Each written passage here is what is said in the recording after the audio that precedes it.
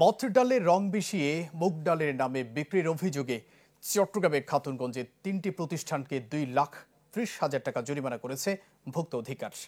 দুপুরে অধিকারের উপপরিচালক মোহাম্মদ ফয়জুল্লাহর নেতৃত্বে এই অভিযান চালানো হয়। তিনি জানান, ডালে ক্ষতিকর রং মেশানোর পাশাপাশি ভোক্তাদের প্রতারিত করছে প্রতিষ্ঠানগুলো।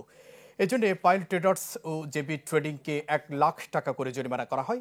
এছাড়া সুমন ট্রেডিংকে সতর্কতা হিসেবে 30,000 টাকা জরিমানা করে ভ্রাম্যমাণ আদালত। এখানে দুইটা ডাল আছে, একটা বড় বীজ আর একটা ছোট। তো এখানে এই একটা মুগ, একটা মথ বীজ, কিন্তু দুটোর বস্তাতে মুগ ডাল হিসেবে শনাক্ত করা আছে, আর ওনারাও দুটাকে মুগ ডাল হিসেবেই বলছেন।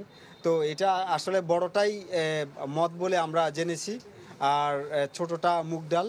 আর ছোটটাতে দেখা যাচ্ছে যে আসলে রং নেই, আর বড়টাতে রং পাওয়া গিয়েছে। তো বড়টাই আসলে আমাদেরকে আশেপাশের লোকজন জানিয়েছে যে বড়টাই মথ বীজ।